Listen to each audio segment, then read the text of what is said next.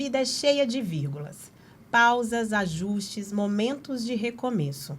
Mas e quando a pausa vem porque não escolhemos, e sim porque a mente não para?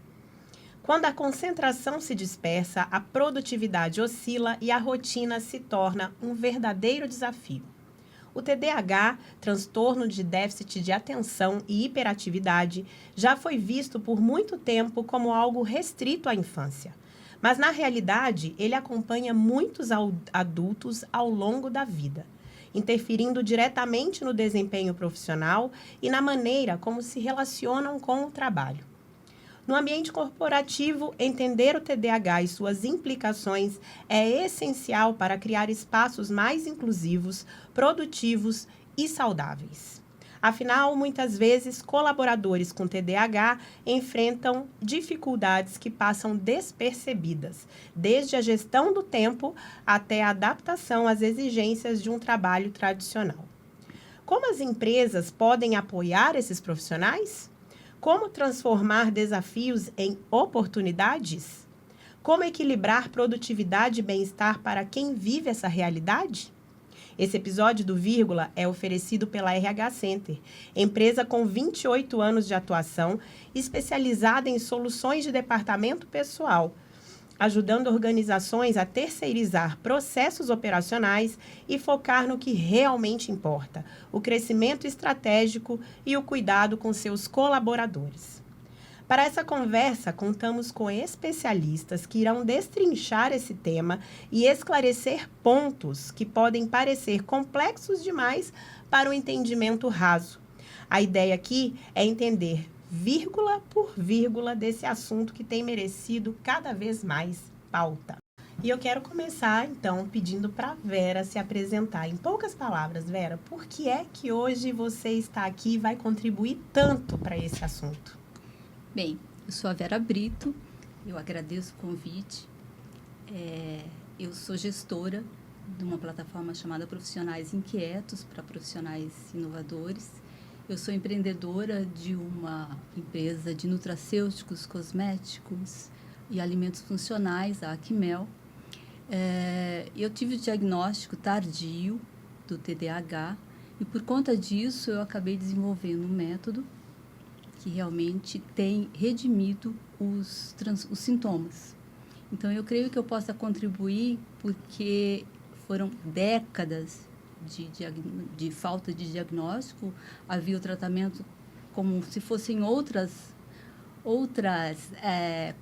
situações psicológicas, psiquiátricas, foram remédios e tudo mais, até chegar no diagnóstico correto, tardiamente. Então, em princípio, é desgastante ter essa informação, mas depois a gente percebe que a vida segue. Então, eu creio que eu posso contribuir dessa forma. Elisa, presente para a gente também, por favor. Sim, eu sou Elisângela Torquato, sou a filha mais velha de 3 irmãs, sou casada, sou mãe do João Miguel, sou gestora de recursos humanos e saúde e segurança do trabalho do Grupo Metal Company e sou a cliente mais velha de folha da RH Center. Daniel. Bom, eu sou Daniel Rigonato, eu sou de São Paulo. Estou aqui em Curitiba há 17, 18 anos. Eu vim de São Paulo para cá para trabalhar já no grupo da RH Center. Sou pai do Gustavo e do Heitor. Gustavo tem 14, o Heitor tem 9. Estou diretor da RH Center. Nós estamos agora numa divisão que foi recém-segmentada da empresa, que é a divisão de solução de departamento pessoal. Nosso objetivo é cuidar da parte mais burocrática do departamento das empresas, que é uma área que ficou muito tempo sob a tutela do RH, mas que não tem a ver muito com a gestão de pessoas, é mais gestão de cálculos, números, processos e legislação. E o nosso desafio é desafogar o time de RH para cuidar de gente. Nós cuidamos desses processos, nós fazemos essa ponte com a controladoria, com finanças, com o governo, para que o RH possa fazer o trabalho com pessoas, cuidando da inclusão, cuidando do gerenciamento, desenvolvimento, da evolução da empresa, porque tanto nós da RH Center como a Elisângela Metal Company, qualquer gestor de RH entende que sem as pessoas a empresa não anda, ela não vai funcionar sozinha. E numa geração que cada vez que muda ou que está crescendo, traz novos desafios, isso exige mais do RH preparo, tempo, esforço para estar preparando, formando, direcionando. Então, nós ficamos com esse pedaço para dar para o RH essa liberdade. Sejam muito bem-vindos. Eu acredito que esse tema vai dar o que falar, porque é um tema, inclusive eu já quero até me direcionar para a Vera aqui. Vera, ainda mais hoje com as redes sociais, com a propagação do tema, muita gente acaba se autodiagnosticando com o TDAH. E não é bem por aí, né? E você falou que foram décadas de um sofrimento por uma falta de diagnóstico. Isso deve ter se manifestado de várias formas, inclusive no seu trabalho. Conta pra gente um pouquinho dessa história, pra gente entender esse contexto, pra gente seguir adiante no tema. Uhum. Eu passei por várias áreas de trabalho, comecei em RH, passei por comercial, tive empresa, tudo mais. Sou empreendedora já há quase 20 anos e periodicamente eu tinha situações de muita tristeza, esse tipo de coisa, e era diagnosticado como depressão. Então, era periódico esse tipo de coisa, aí eu retomava, tomava remédio e voltava a atuar. Mas nunca eu estava tão satisfeita com o meu lado profissional, havia uma angústia nessa situação. Até que há 2 anos atrás, num evento presencial que eu deveria participar, que eu tinha organizado com palestrantes de fora pela plataforma dos profissionais, de manhã meu corpo parou. Eu não consegui levantar e quanto mais eu pensava no evento que eu teria que estar à noite, pior ficava. E tinha um palestrante de fora do estado, do interior, e a minha família falou, não, você não vai para esse evento. Eu falei, mas como não é hoje? E aí eu falei com os parceiros, né? O professor Edson Erec assumiu o meu lugar e o evento acabou acontecendo. E dali eu fui para um tratamento, com mais um tratamento, só que dessa vez eu optei que eu não ia para os remédios. Acontecesse o que acontecesse, eu não aguentava mais, eu sempre fui fui natureba. E aí eu fui para um programa de mindfulness de 8 semanas, que melhorou bastante, bastante. Então, aquela exaustão que me levou naquela situação, porque eu fazia, né, o TDAH faz muita coisa sempre, está sempre se envolvendo em novidades, e eu estava exausta, e eu entendi como um estresse limite que eu poderia resolver. Então, eu fui. Quase um ano depois, de novo, eu percebi um desajuste nas emoções, né? E resolvi que, eu vou ficar daquele jeito de novo. Isso não pode acontecer. Dessa vez não era exaustão, dessa vez era a desorganização que estava me deixando extremamente mal. E aí, por acaso, com uma personal organizer brasileira de Portugal, a Vanessa Tagliarini, ela me enviou um e-book que ela tinha lançado sobre o assunto e lá dizia que para essa desorganização seria o TDAH. E aí eu fui fundo na pesquisa e, de fato, todos os sintomas indicavam. Aí eu fui para o psiquiatra, que confirmou, e já me medicou com um medicamento famoso, que é o Ritalina, que eu já tinha ouvido falar e já, sem conhecer, já era contra, mas não teve jeito. Naquela eu falei, bom, se tem que ser, que vá. Felizmente, eu só conheci dele o lado dos efeitos colaterais. Não funcionou. E o próximo, mais moderno, né, que é o Venvance, estava na faixa dos R$500. Falei, não, nem pensar.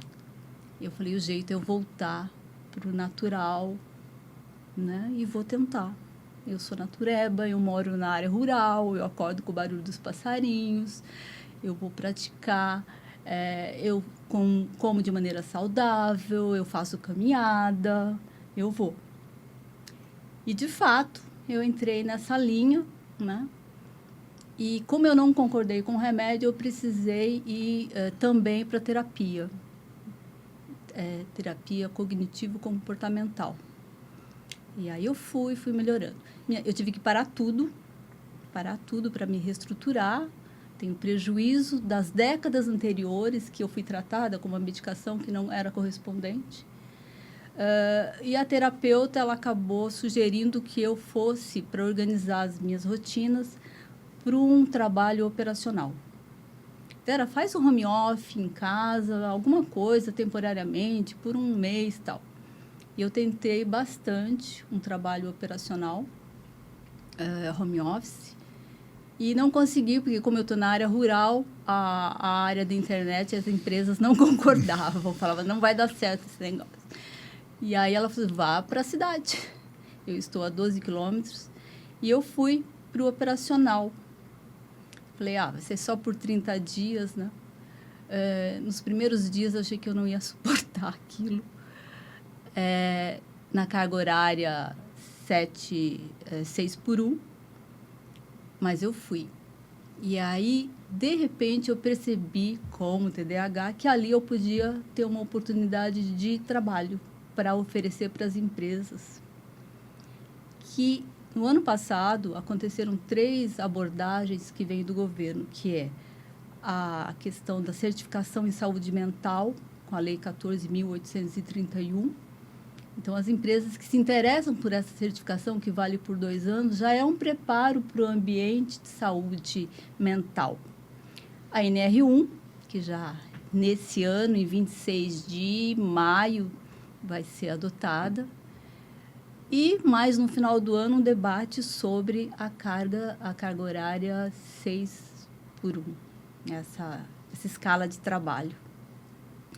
Então, eu vi que eu estava ali vivenciando o ambiente, numa grande rede, onde tinha o assédio, o grito, o não reconhecimento, o excesso de carga de trabalho, essa situação toda. E aí eu falei, bom, com toda a minha experiência, com essa vivência, eu posso contribuir com gestores e identificar como as empresas podem mapear ter essas soluções baseadas no que eu estou vivenciando.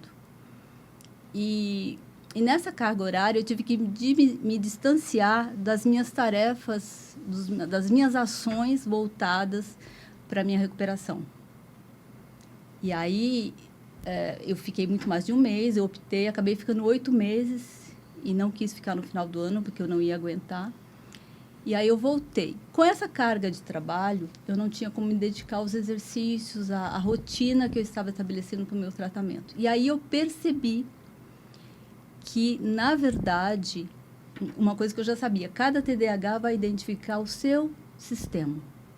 É a pessoa que vai identificar. Por mais que tenha médico, por mais que tenha remédio, por mais que tenha tratamento, cada um vai identificar a sua modalidade, a sua forma de lidar com a situação. Não tem cura, porque não é uma doença, mas tem como minimizar os sintomas, conviver com os sintomas. E aí eu entendi muita coisa da minha trajetória profissional. Por mais que eu tenha tido excelentes mentores, né? O Cleudo Lopes, o Tiago Germano, a Lúcia Barros, enfim, nada me atraía, desenvolvia o suficiente. Por mais que eu faça conexões dos empreendedores na profissionais inquietos, a coisa não deslanchava. Porque o TDAH, ele se impulsiona muito com alguma coisa, mas daqui a pouco ele se desinteressa. Faz 5 coisas, enfim, são vários sintomas, várias situações. Mas eu percebi que o natural funciona. Não para todo mundo, mas predominantemente para quem não se adapta a medicamento, não concorda, que é o meu caso, e tem alternativas. Porém, essas ações, elas são encadeadas. Eu não posso fazer uma ou outra.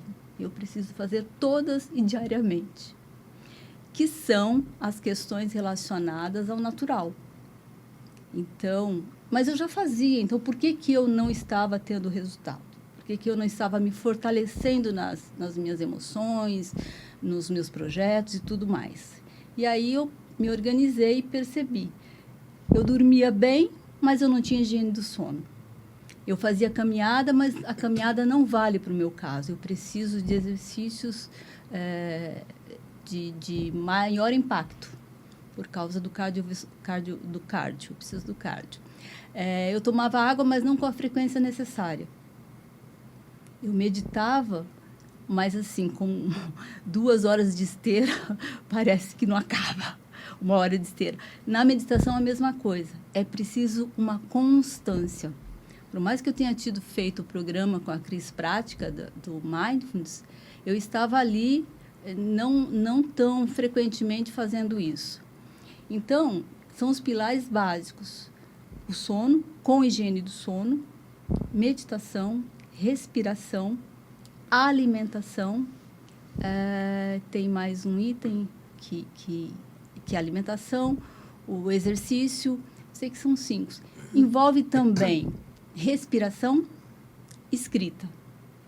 Então, é um kit que precisa ser feito, no meu caso, e que funcionou diariamente. E que bom, né, que você conseguiu chegar nesse momento de entender o que era a tua solução. E o start principal veio, surpreendentemente, na alimentação. Eu pesquisando suplementação, eu descobri que o lado da nutrição mitocondrial compromete o cérebro. A mente mora no cérebro. Se o meu cérebro está adoecido, não adianta eu ler Joe Dispenza, Tony Robbins, todas essas estratégias de organização que todos esses livros, Hábitos Atômicos, O Poder do Hábito, enfim, todos esses relacionados, não vai adiantar. Não vai adiantar. Então, eu aprendi isso na prática. E ali na empresa eu percebi, eu que pesquiso, eu que vou fundo, demorei esse tempo todo para fortalecer, melhorar o meu sono, não ter uma organização melhor. E quem não tem e precisa trabalhar com essa carga horária, com esse ambiente que não está favorável. E cada vez mais haverá pessoas com essa situação. Não sou eu que estou dizendo, a Organização Mundial que está dizendo que a Organização Mundial da Saúde, que 20% dos adultos, em algum momento, eles vão passar por uma situação de transtorno. O INSS tem os afastamentos, as 10 mais que afastam, né, está em segundo lugar a questão da saúde mental.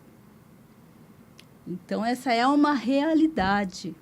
E eu quero aproveitar, inclusive, esse gancho do que você está trazendo, porque é realmente uma realidade, tem muito a ver com o papo que a gente teve 15 dias atrás, né? E eu quero trazer essa pergunta para a Elis.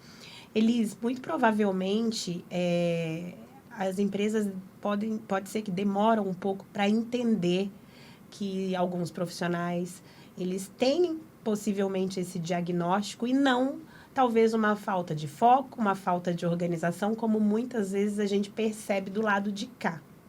Como que você entende isso? É papel da empresa perceber isso? Até que ponto?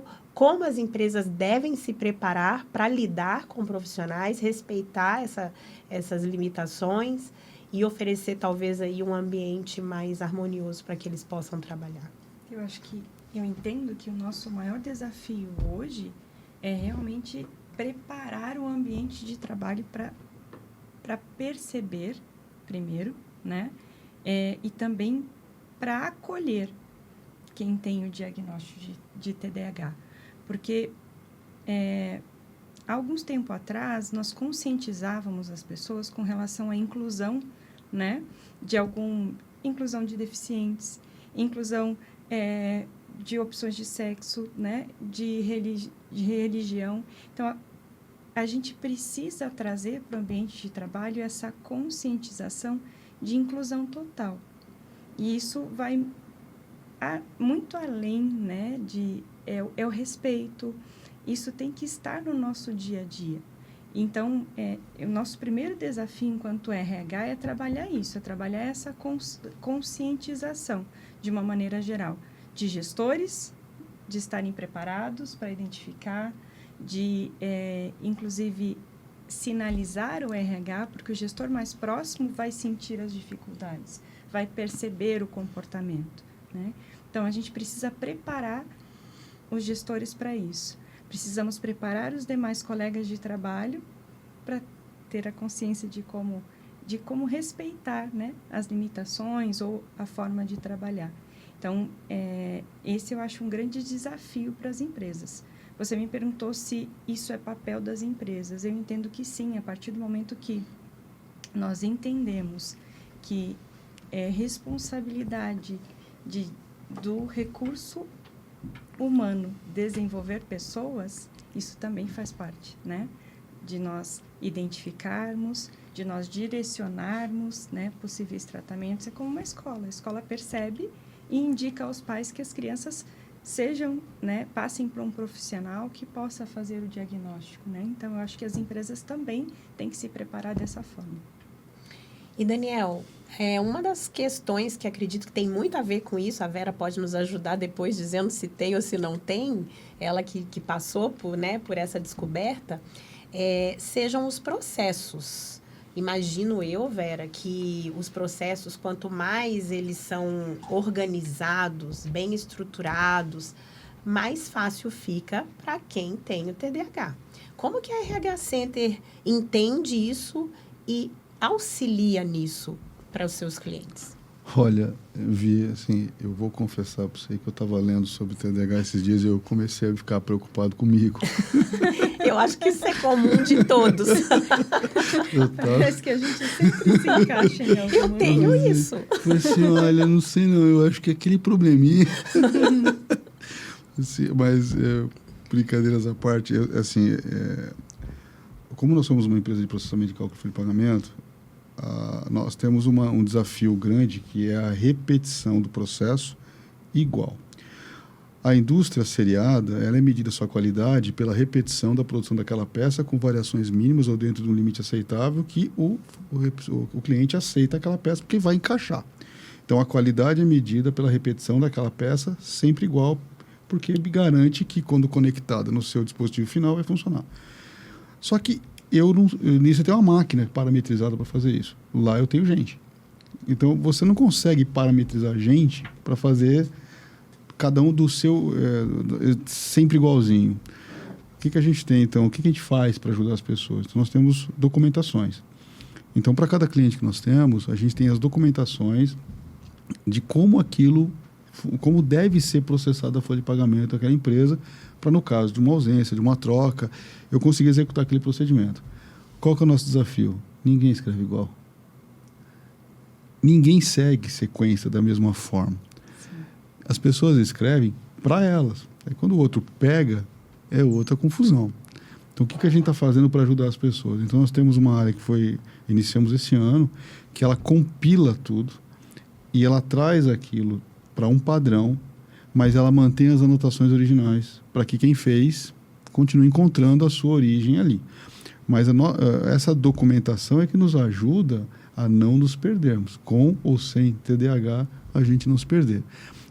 É natural que nós tenhamos muitas demandas ao mesmo tempo, porque a folha de pagamento fecha para todo mundo na mesma época. Sim. Então, nós temos analistas que fecham folha de 2, 3 empresas, 4 empresas.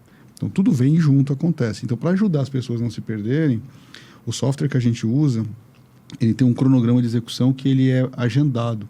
Então, quando a pessoa chega de manhã, que ele abre o laptop, tem lá, hoje você tem que fazer isso para fulano, isso para fulano. E você só consegue seguir quando você baixa daquelas atividades. Então, você não se perde. O problema é manter aquilo sempre organizado. E aí, nós temos que usar a qualidade das pessoas. Então, nós temos pessoas que são muito boas de relacionamento, de falar de execução, e a execução já é um pouco mais baixa, e nós temos pessoas que são extremamente rigorosas no processo, críticas do processo. Essas pessoas que ninguém gosta muito de conversar com elas, porque são muito certinhas, são as melhores para desenhar os processos. Então, a gente usa essas competências para nos ajudar a lidar com aquelas das pessoas que às vezes têm um pouco de dificuldade de seguir uma norma. Eu tenho dificuldade de seguir processo. Eu tenho. Porque eu brinco o seguinte, que eu gosto muito do que eu faço, porque nenhum dia é igual ao outro. Se eu fosse fazer a mesma coisa todo dia, eu acho que eu não conseguiria fazer. Eu endoidava. Eu tenho dificuldade hoje, isso é uma coisa minha, sempre fui assim, de organizar a minha agenda. Muita dificuldade. Porque eu consigo organizar a minha vida de madrugada. Eu não consigo fazer isso durante o dia. Não tenho que fazer. E você contando essa história. Olha, agora eu tô dormindo mais cedo. Tô dormindo às 11h30, meia-noite, tô dormindo um pouco mais cedo. Mas você vê, Vi, é uma coisa que a gente vai descobrindo mais para frente. Você estava contando, eu falei, meu diagnóstico foi tardio. Mas desde muito cedo, eu estava na quinta, quinta série. Foi quando a gente vai passar da tarde para amanhã, né? Que a gente fala, só que eu vou estudar de manhã.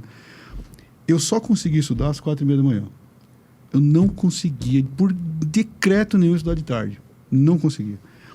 E eu criei esse hábito. Eu fiz o mestrado inteiro de madrugada.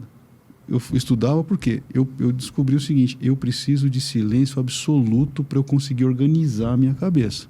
Senão eu não consigo fazer. Então, o que eu tenho que fazer? Né? Quando eu vou criar algum procedimento, quando eu vou criar alguma documentação, eu sou analista de sistema, eu preciso desenhar, pensar em todos os... Eu fazia o quê? De madrugada.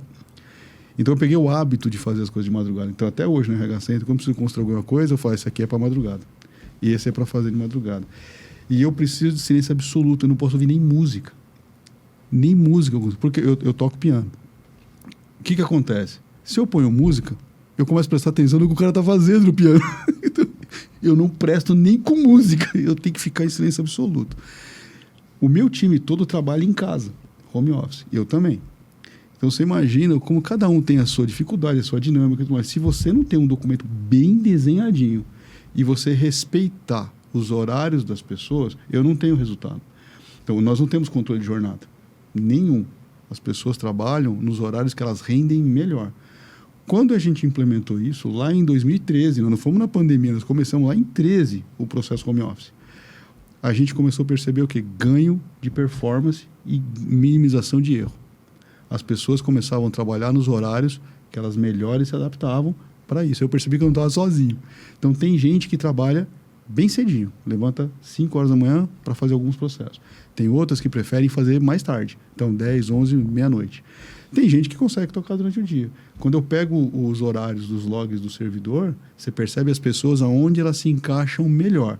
Então, você vê que as pessoas têm momentos que elas são melhores para uma coisa, melhores para outra. A gente tem que respeitar isso. E é isso que a gente tenta fazer para o nosso time, é ter a documentação certinha, respeitar o tempo de cada um, para que o cliente na ponta tenha o resultado certo todo mês.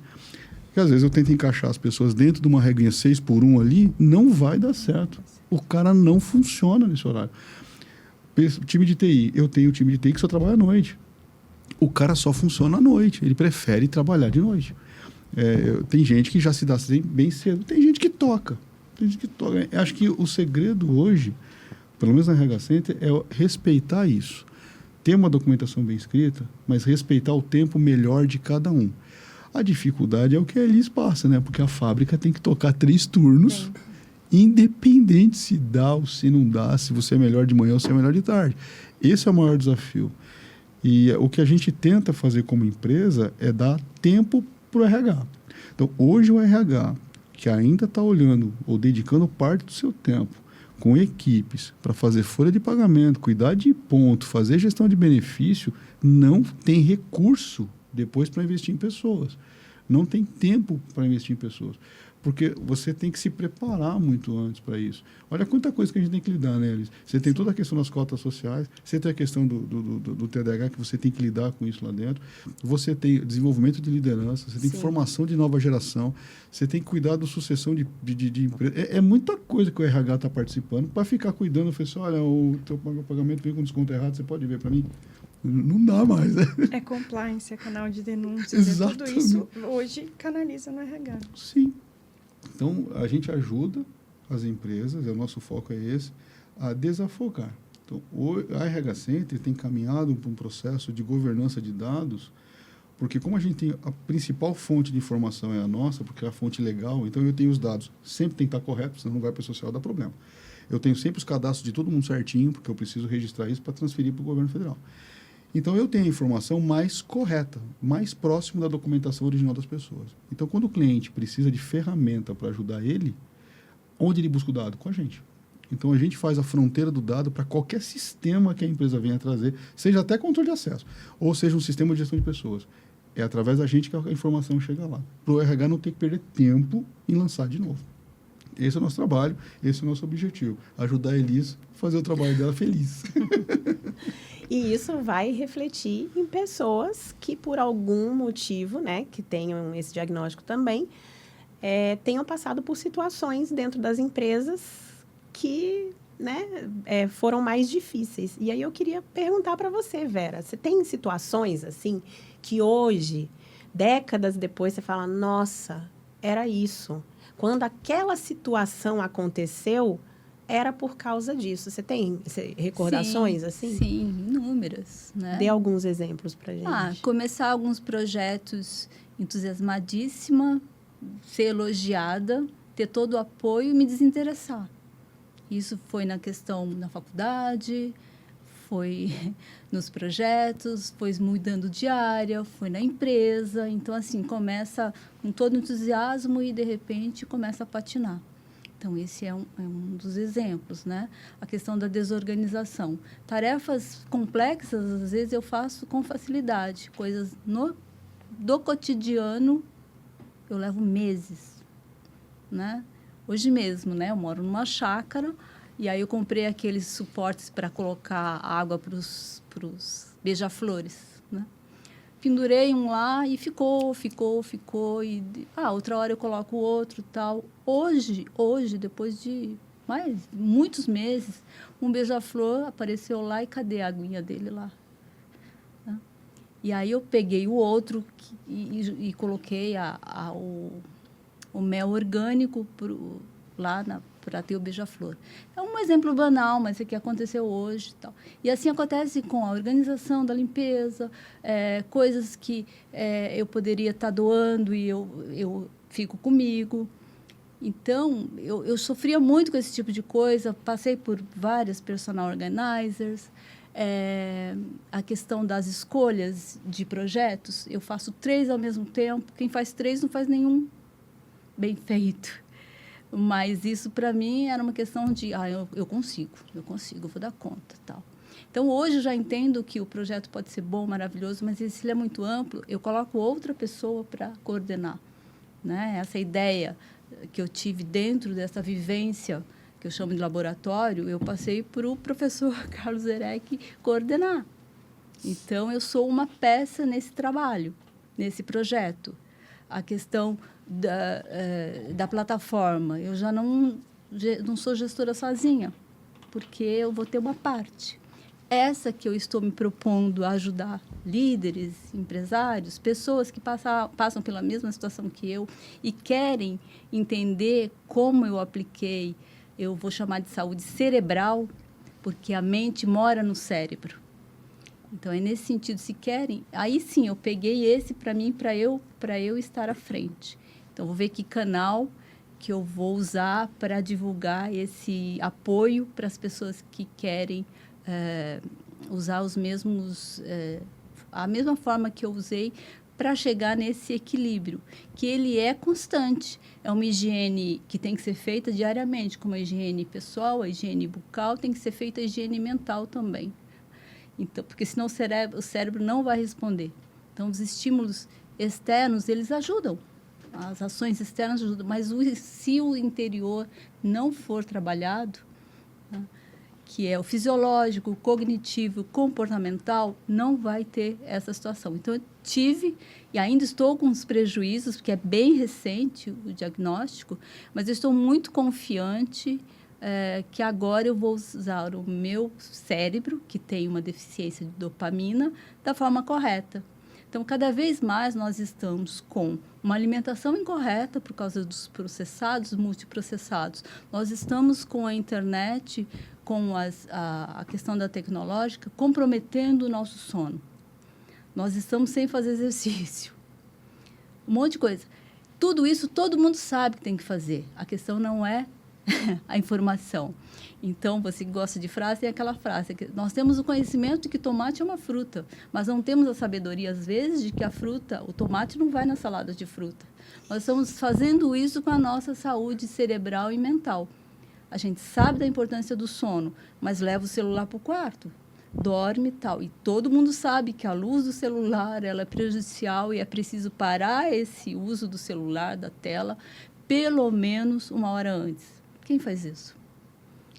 É uma mudança de hábito. Nós sabemos que o açúcar faz mal, cafeína demais faz mal, que o álcool faz mal. A gente está nisso. Então, eu percebi que o que é difícil, eu descobri que a fruta que eu mais gosto, ela compromete a minha mitocôndria e o meu cérebro. E eu vou ter que deixar. Já deixei. Qual que é? Banana. Sério? No meu caso, não é todo mundo. Ah, tá.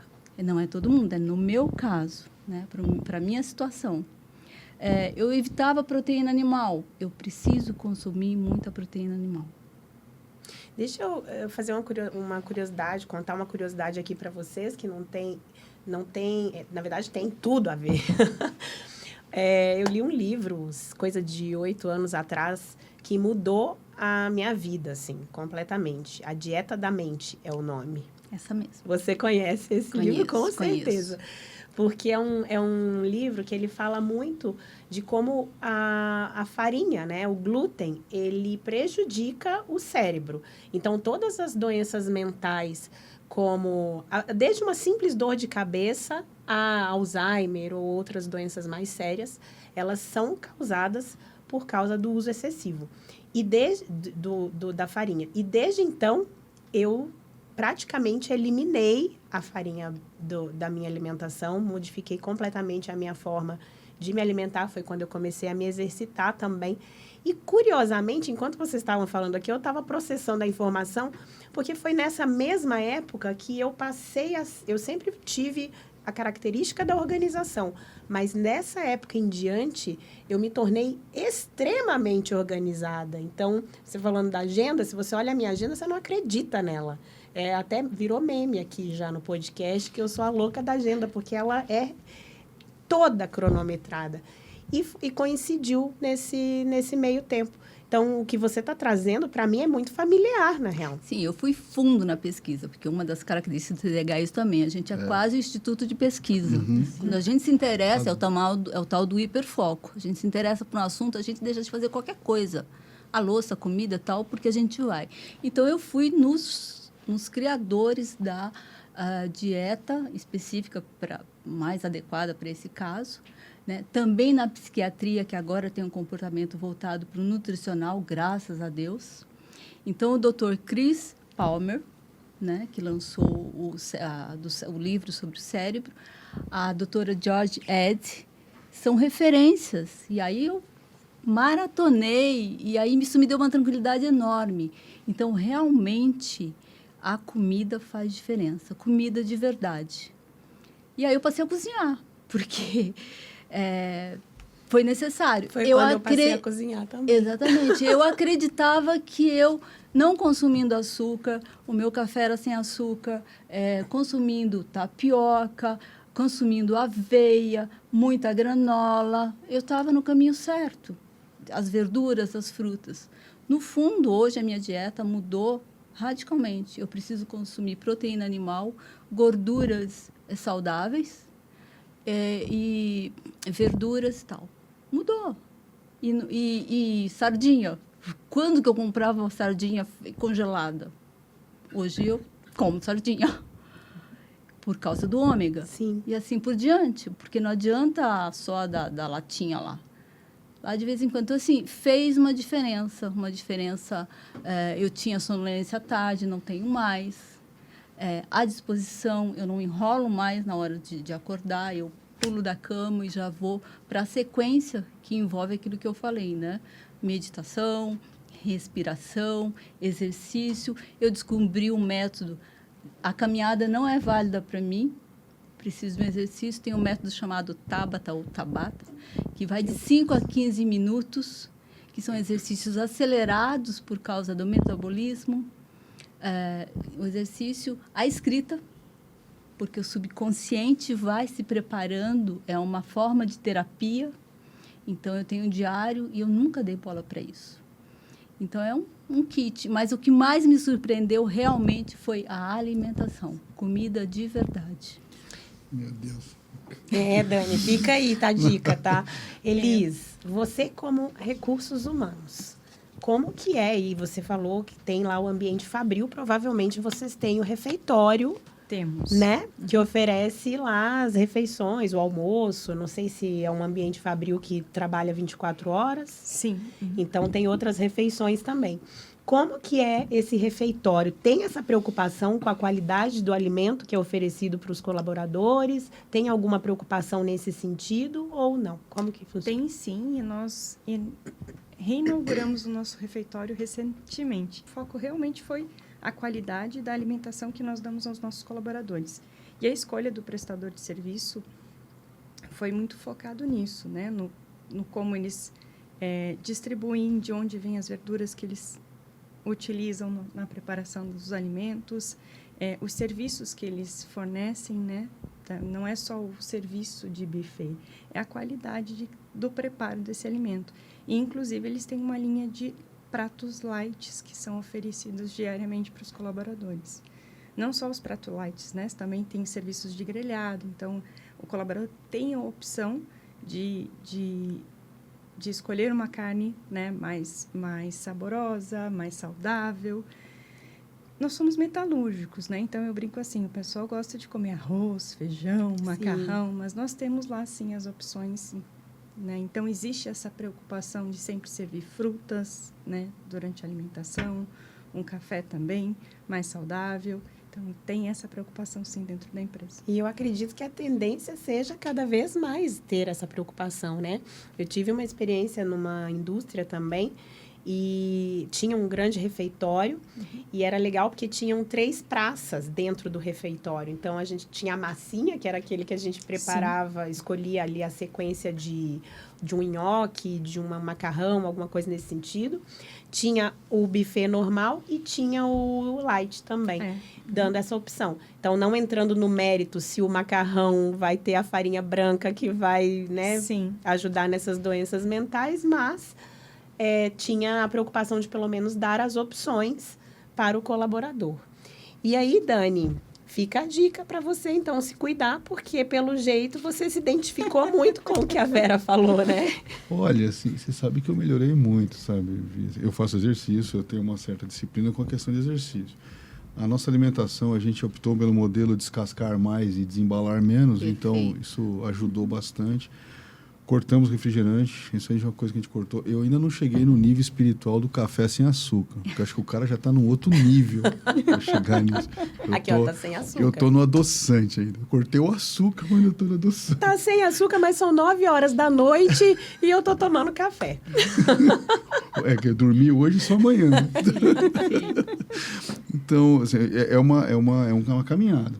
Você vai mudando. Mas o que eu vejo que é interessante é o seguinte, você tem lá um restaurante bacana. Eu vejo meus filhos, a orientação que a gente tem que estar sempre insistindo, né? Sim. Porque você pode estar num restaurante com todas as opções do mundo, mas se você não sabe escolher, você come errado do mesmo jeito, né? Então não adianta. E acho que essa é a nossa dificuldade. Nós comemos mal. O ser humano tem, mesmo com opções, a gente acaba na opção errada, muitas vezes. Se direciona errado. A ciência tem ajudado, tem evoluído. Eu tenho acompanhado alguns especialistas. Você estava falando da carne vermelha, necessidade de carne, proteína animal, e a gente estava controlando isso. Aí o cara falou assim, olha, os estudos mais recentes dizem o seguinte, quem tem sangue O positivo precisa consumir mais carne vermelha. E tem que evitar o álcool, porque o sangue O não combina com álcool, vai dar problema. E eu falei, bom, o álcool eu já nunca fui mesmo, né? Mas a carne vermelha estava tentando equilibrar, então no meu caso, talvez eu precise mudar.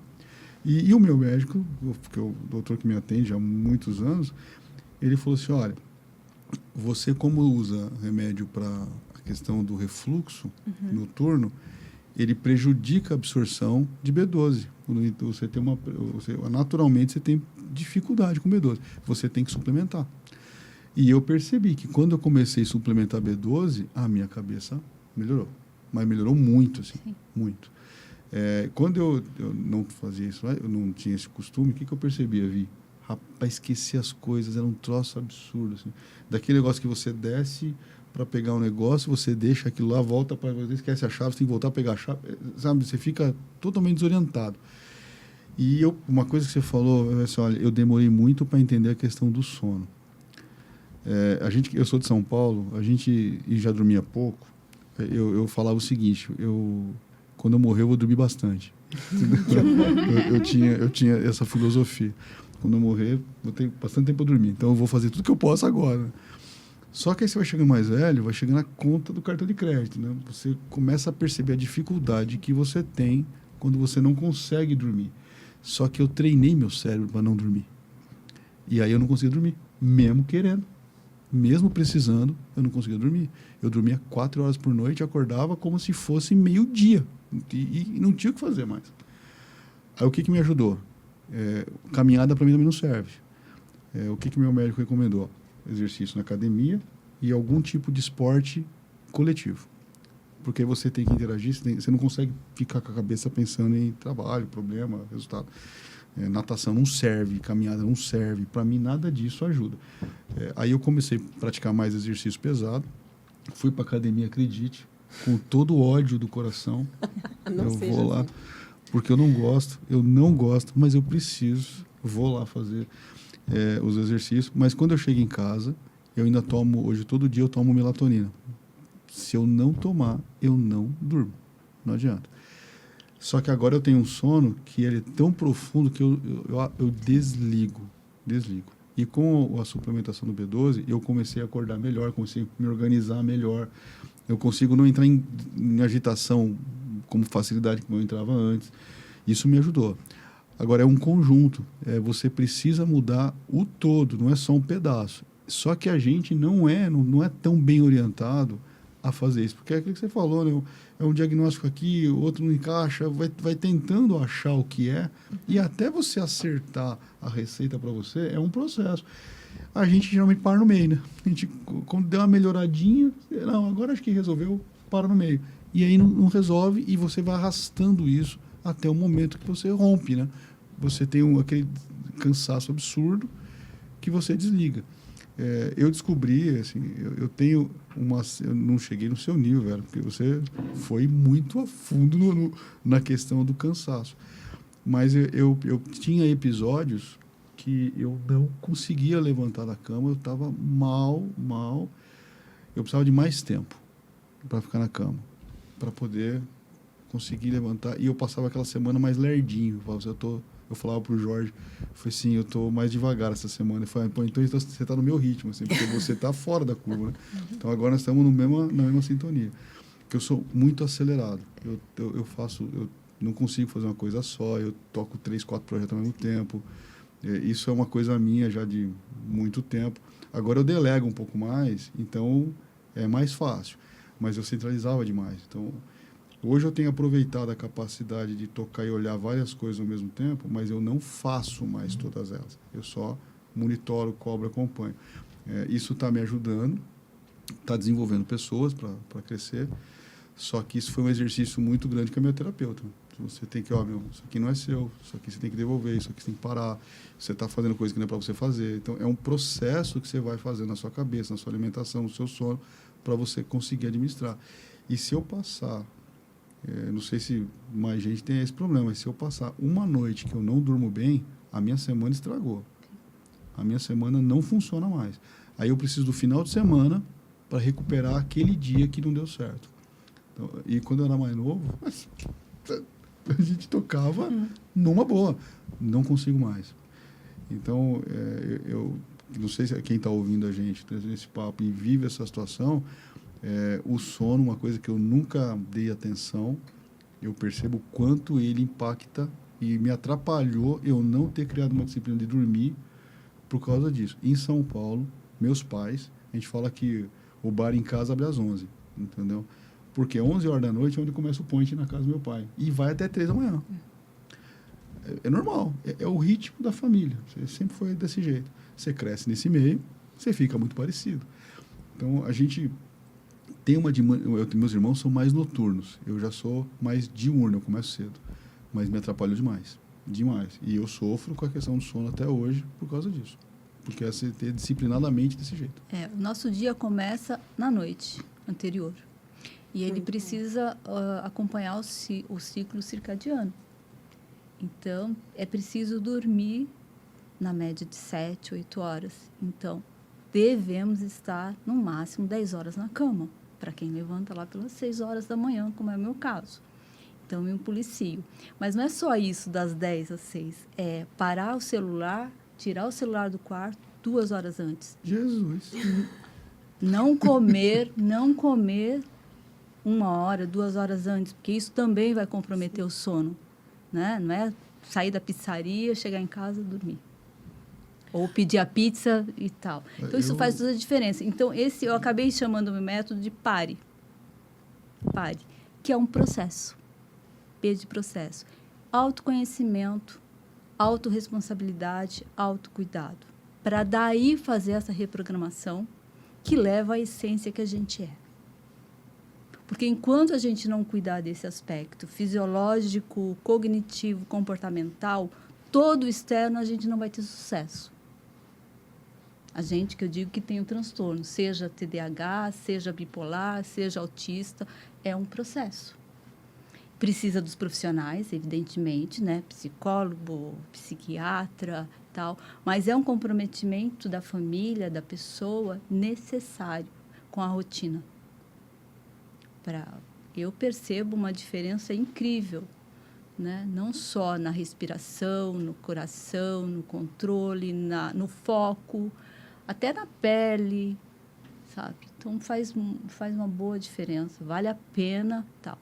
Mas isso porque a gente fuça, vai na informação e se dedica. E tem, no meu caso, uma certa autonomia que eu posso fazer isso. Mas eu fico pensando nas pessoas que não têm, que sofrem, que não sabem. O diagnóstico não é barato. Fazer o diagnóstico correto, né? A neuromodulação, não é simples.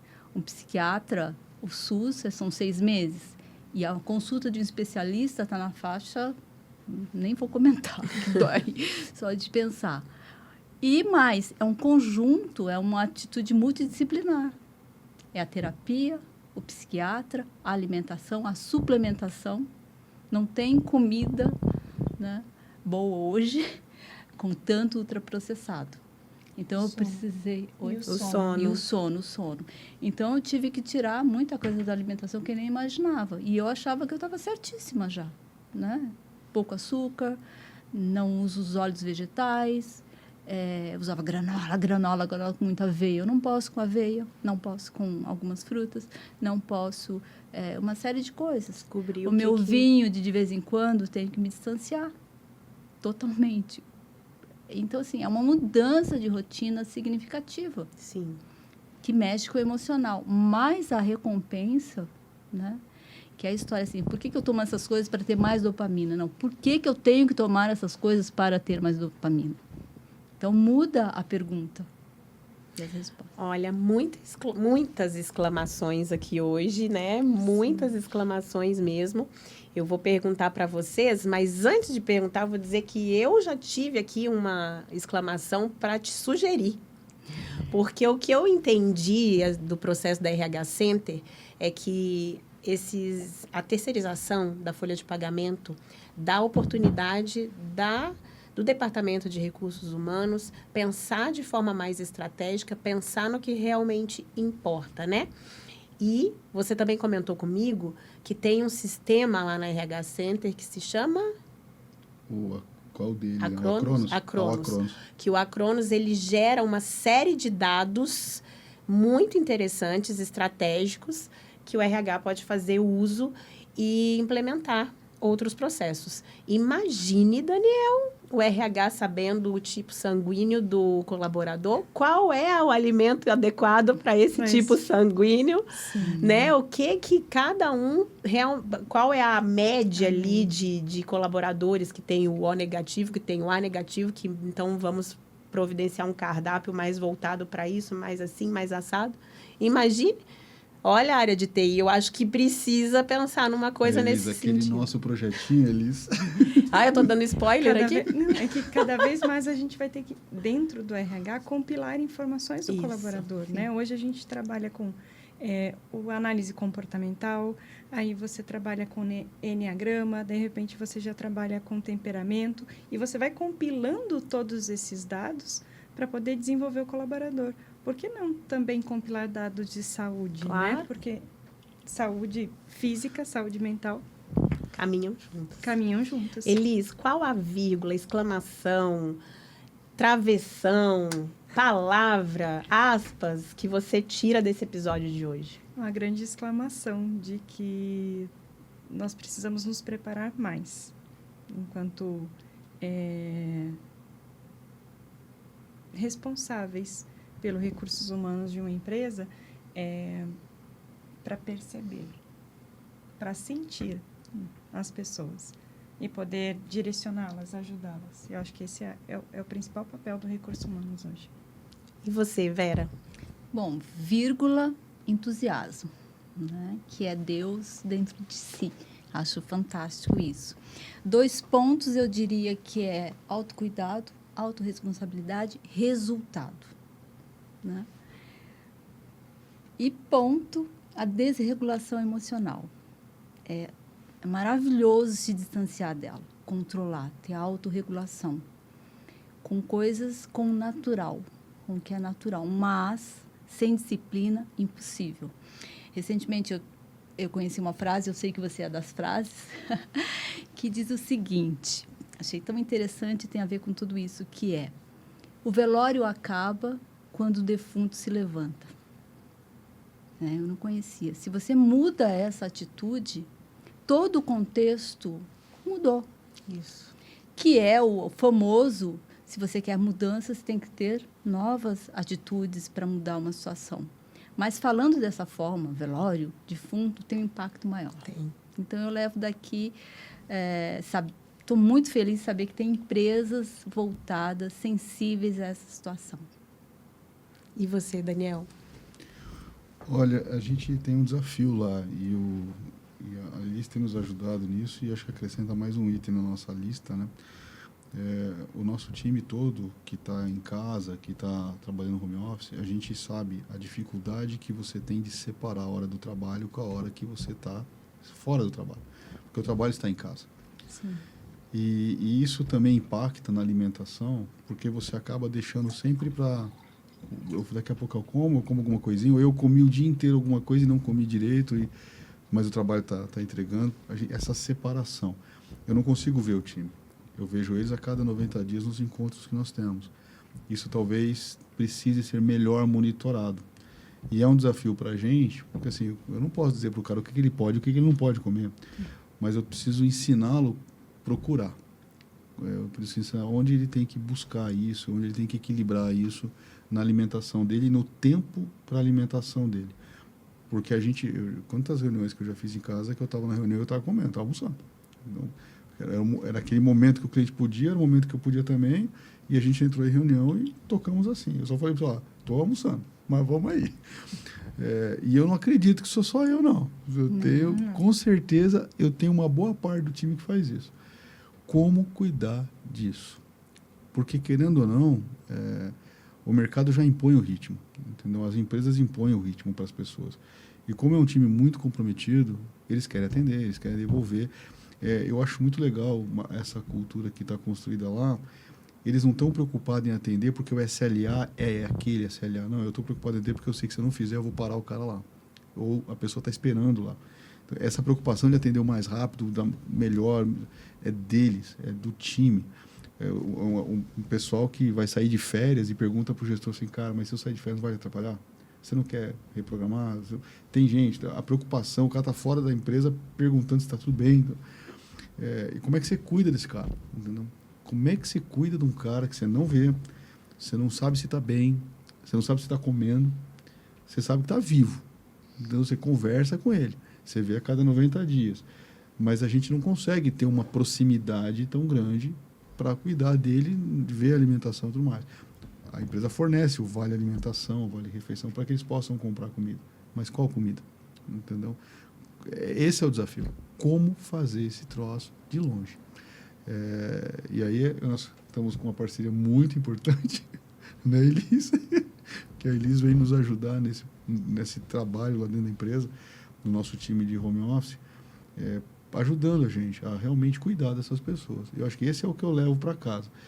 É um olhar de como eu vou me organizar como gestão ou liderança para cuidar desse lado do meu time. Porque eu sei que na expectativa de superação deles, eu acredito que isso não está sendo bem cuidado. Eu já fiz algumas pesquisas informais, né, para algumas pessoas que a gente monitora, que a gente tem uma boa relação, e ela fala assim, como mais às vezes não dá para fazer 1 hora, eu faço em 15 minutos, ou às vezes eu tenho que pedir comida porque eu não consigo fazer, aí eu como depois, quando já está mais para frente do horário. Então, você sabe que já não está bem. Você liga, no universo de 28, você liga para 2, os 2 já dão na trave, você fala assim, o resto deve estar daí para pior. Então, essa é a minha interrogação que eu vou levar. Como é que eu vou cuidar dessa galera? Quando você tiver a exclamação da resposta, você vem aqui contar pra gente. Sim, senhora. Eu quero fazer 2 agradecimentos antes de encerrar. Primeiro, a Vera, que me trouxe esse livro aqui, Mulheres que Acontecem, da Elaine Kulcheski e da Heloísa Kulcheski. Eu já gostei demais do título e eu acredito que eu vou gostar muito também do conteúdo. E também ao professor Erec, que está aqui no estúdio, que trouxe essas 2 pessoas maravilhosas para falar com a gente. A Alda, do episódio de 15 dias atrás, mas que foi gravado agora, tá? Vou contar isso aqui para vocês. E a Vera. Muito obrigada, Elis, por ter vindo. Muito obrigada, Vera. Muito obrigada, Daniel, pela confiança. E você, se ainda não segue o Vírgula lá no Spotify ou no YouTube e também no Instagram, está perdendo tempo, hein? Porque tem muitas vírgulas para a gente contar aqui. É muita história boa. Obrigada e até a próxima vírgula.